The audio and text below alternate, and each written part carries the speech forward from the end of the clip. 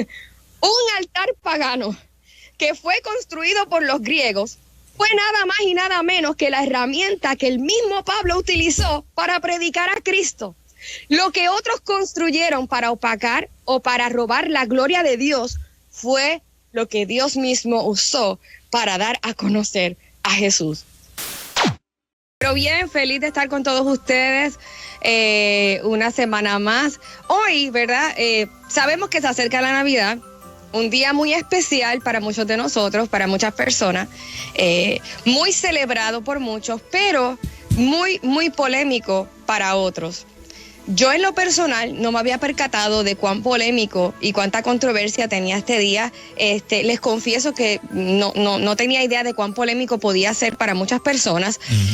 Hasta que comenzamos con esto de las redes sociales, ¿verdad? Donde todo el mundo expresa sus opiniones y comienzan, y de hecho he visto peleas y discusiones en el internet, en las redes sociales.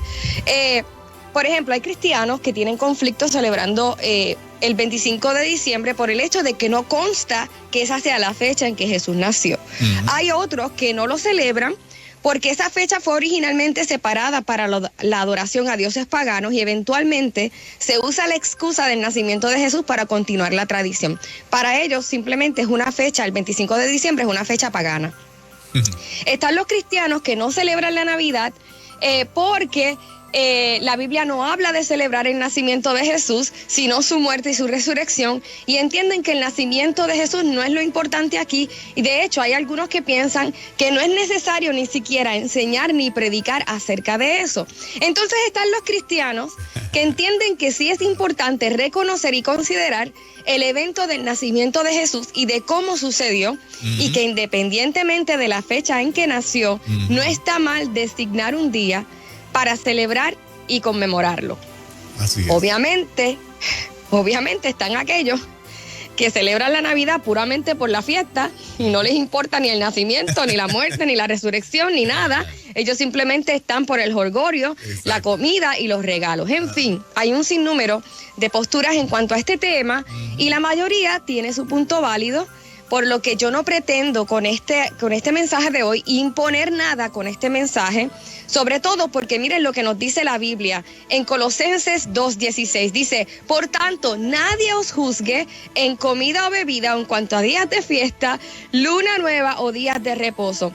También dice la Escritura, dice en Romanos 14:22, dice lo siguiente, la fe que tú tienes, tenla conforme a tu propia convicción delante de Dios.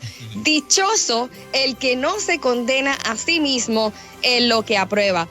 Hay asuntos, amados hermanos, que tienen que ver con convicciones personales. Y esto lo compartí ahorita, hice un live para llamar a mis seguidores a que vieran el mensaje y les expliqué esto.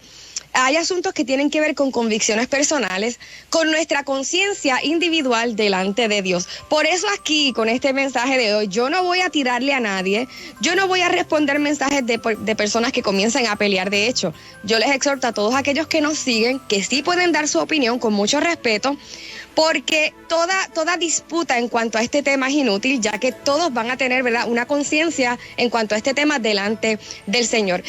Con este entendimiento, quiero traer este tema que he titulado De lo pagano a lo santo. De lo pagano a lo santo.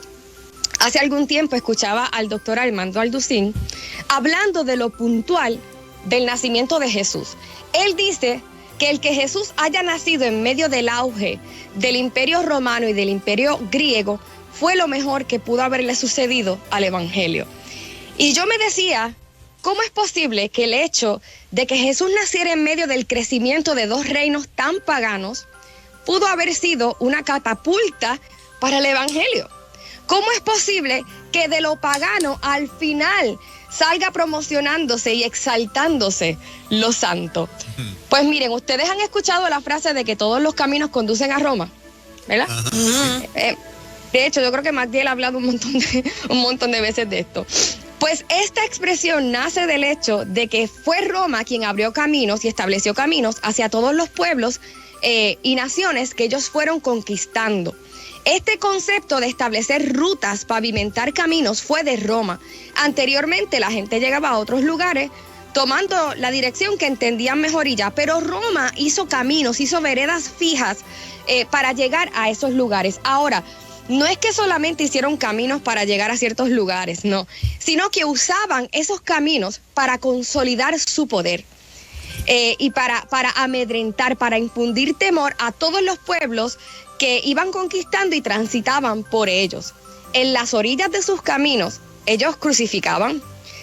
No, sabemos que Jesús fue al Gólgota, ¿verdad? Pero también ellos crucificaban en los caminos, cosa de que la gente mirara al crucificado de par en par, porque eso era vergonzoso. Y también colgaban las cabezas de las personas que decapitaban, de manera tal que todos los que transitaran por ahí temieran y supieran que los romanos eran los dueños y señores de los caminos y de las ciudades.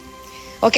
Ahora, con esto en mente, ¿ustedes se imaginan lo que significó que Jesús en ese contexto se atreviese a decir que Él es el camino? Ajá. O sea, Roma eran los dueños de los caminos, los señores de los caminos, y en medio de ese contexto Jesús dice, Ajá. yo soy el camino.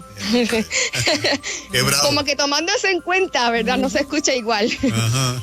Esa aseveración fue más contundente de la que pensamos. Ujú. Sí, los romanos han sido ingeniosos, son muy buenos ingenieros, pero yo soy el camino. Y a mí nadie me hizo. Y nadie puede enseñorearse sobre este camino. Ellos podrán infundir temor y enseñorearse de sus caminos, pero sobre mí no pueden gloriarse. Yo soy el camino y yo soy el rey temible aquí sobre todos los reinos de la tierra. Por otro lado, que a los primeros creyentes les llamasen los del camino, no es cualquier cosa tampoco, porque esto no es cualquier camino, no es parte de los caminos comunes de los romanos y de todas las naciones. Esa gente son los del camino, que es único en su clase. Amén. Ujú. Teniendo eso en mente, a mí me emociona mucho. Ujú. Entonces, ¿qué sucede? Que cuando Jesús nació, ya Roma había hecho caminos hacia las tantísimas naciones que conquistaron. Y eventualmente, los del camino usaron esos mismos caminos para llevar el mensaje del camino, que es Cristo, a todas las naciones. Amén. ¡Qué gran ironía! El Sí. imperio pagano de Roma fue quien abrió caminos y facilitó el viaje a los creyentes. Exacto. Lo que Roma hizo para su gloria, después Dios lo usó para la gloria de Jesús. ¿Y cuántas personas hoy pueden testificar lo mismo? Esto es un paréntesis que quiero hacer. ¿Cuántos hoy pueden decir, oye, lo que el enemigo usó para destruirme y avergonzarme, para gloriarse, para asustarme, para amedrentarme, es precisamente lo que hoy Dios está usando para dar a conocer su gloria a través de mi vida? Los caminos que Roma usó para amedrentar, para avergonzar y para gloriarse fueron los mismos caminos que eventualmente Dios usó para la expansión de su reino. Aleluya. Eso a mí me vuela la cabeza. A mí también. Por otro lado está Grecia. Aunque Grecia sí tenía su ejército, en especial los espartanos, las conquistas de Grecia eran más a nivel de índole ideológico, cultural. Grecia conquistó a través del arte, de los deportes, como sabemos de Grecia nacieron las Olimpiadas. Conquistaron a través de la filosofía, las matemáticas, la ciencia, la política. En Grecia fue que nació la democracia. Y también conquistaron a través de la lengua, del lenguaje.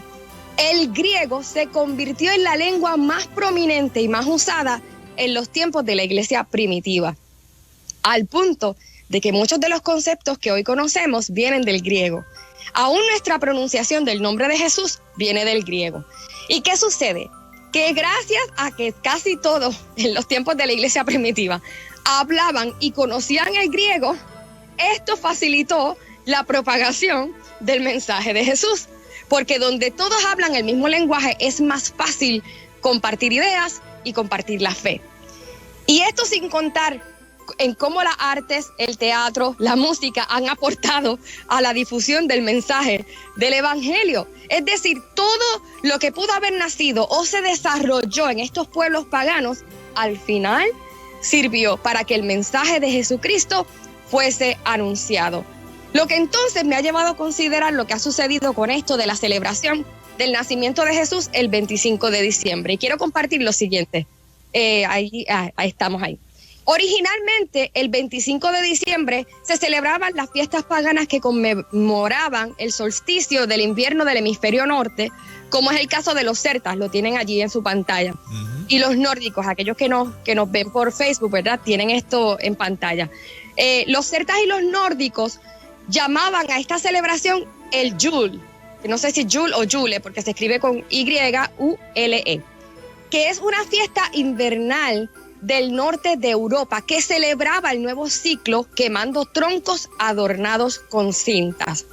En Roma se celebraban las Saturnales, que eran las fiestas paganas en honor a Saturno, dios de la agricultura, según los romanos. Los persas celebraban el nacimiento de Mitra, el dios de la luz. Entonces, ¿qué sucede? Y ya podemos quitar el slide. El emperador romano Constantino se había convertido al cristianismo, decidió entonces sustituir estas celebraciones paganas por el nacimiento de Jesús. O sea, no queriendo provocar a los paganos, quitándole una fiesta, lo que hizo fue cambiar el motivo. Ahora, en lugar de dioses paganos, se celebraría a Jesús. Muchos, entendiblemente, ¿verdad?, tienen conflicto con la idea de celebrar el nacimiento de Jesús el 25 de diciembre por las razones que llevaron a situar esta fecha en particular. Ahora, sea cual sea nuestra postura en cuanto a esto, tenemos que reconocer que mundialmente a quien se reconoce no es a Saturno, no es a Mitra, no es a Yule, es a Jesucristo. Una vez más, aquello que los paganos quisieron hacer para enfocar la atención en su gloria y a su gloria y en sus dioses, ahora vuelve a servir para el anuncio del evangelio. Y todo esto me lleva a meditar en una experiencia que tuvo el apóstol Pablo en Atenas, la capital de Grecia precisamente. Como sabemos, Grecia se caracterizaba por los grandes filósofos y pensadores. San Platón, Sócrates, Aristóteles son algunos de esos ejemplos. El capítulo 17 de los Hechos nos narra un evento muy, muy peculiar. Dice que los atenienses se pasaban el tiempo sin hacer otra cosa que escuchar y comentar de las últimas novedades. Ellos estaban pendientes a toda noticia, a toda idea, a todo mensaje y a toda filosofía nueva. Entonces miren lo que dice la Escritura en Hechos 17 del 22 al 23. Dice lo siguiente: entonces Pablo se puso de pie en medio del areópago, que el areópago es la junta, el consejo de la ciudad, y dijo: hombres de Atenas, observo que son de lo más religiosos en todas las cosas. En aquel momento llamarle religioso a alguien era un halago, no era algo malo, era como un halago. Ustedes son como que bien religiosos en todo, les dijo Pablo. Pues mientras pasaba y miraba sus monumentos sagrados, hallé también un altar en el cual estaba esta inscripción: al Dios no conocido. Pues aquel que ustedes honran sin conocerle, a este yo les anuncio. Miren esto. Un altar pagano que fue construido por los griegos fue nada más y nada menos que la herramienta que el mismo Pablo utilizó para predicar a Cristo. Lo que otros construyeron para opacar o para robar la gloria de Dios fue lo que Dios mismo usó para dar a conocer a Jesús.